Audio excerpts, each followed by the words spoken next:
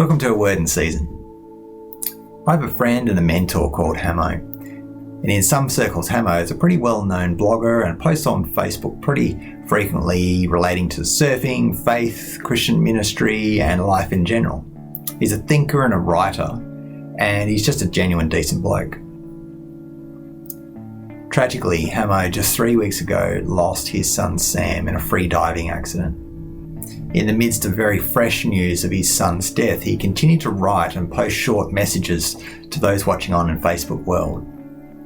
It was very raw and it was very real. Hamo's never been one to shy away from uncomfortable subjects, and the death of his son is no different. In his own existing spiritual rhythm, he has a practice of reading a psalm a day, and in the days since his son's death, he's been posting a single verse from the psalm that he's been reading that day, which speaks most to what he's facing in the grief of this moment. There's a sizable community of friends and family watching on, and one of those days he posted the words of Psalm 34 verse 18. The Lord is close to the brokenhearted and saves those who are crushed in spirit. Upon reading this verse, many people reacted to this post with encouraging words and amens, and one guy even wrote, "Your strength amazes me." Hamo's response to this amazement was profound, and he wrote, "Mate, I'm really weak at the knees from this and have very little in reserve. But it's about now that the faith I've owned for so long actually either becomes deeply real or it gets trashed." Hamo in one simple moment has summed up how the pressure applied in the event of real tragedy tests what we really understand to be true. Will his faith in Jesus last beyond the feelings of sadness that he has in this moment?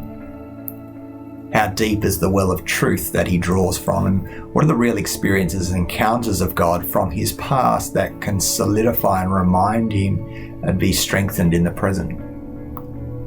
Will he find comfort whilst in turmoil? Hamo goes on to write, "I can only say that my faith has given me strength to grieve in a way that I can never have as a younger man. And the hope of eternal rings far truer than ever before. So I am certainly crushed and devoid, but living in hope, real hope." As I read this, I've had to ask myself a question, when these moments come, how would I react? Could I draw from the same deep well that Hamo has dug over many years of simple, faithful, hard-won and fought-for convictions? I really don't know until the time comes, but I know I have today. Today is a great day to invest in digging spiritual wells by welcoming the truth of God as a loving and all-knowing God to settle deeper and deeper into my heart. Today is a great day to let God do preventative surgery on our hearts so that bitterness does not overwhelm us when we are faced with trial. Trials where we cannot just throw more money to make them go away, or trials that we can easily ignore.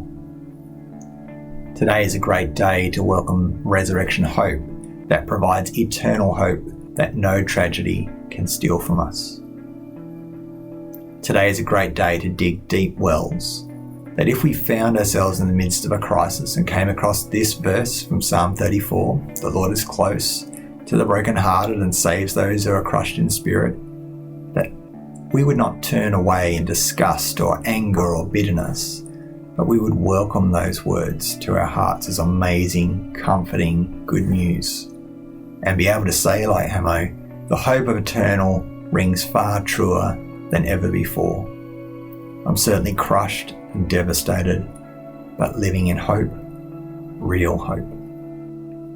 How deep are your wells? Let's keep digging. Be blessed.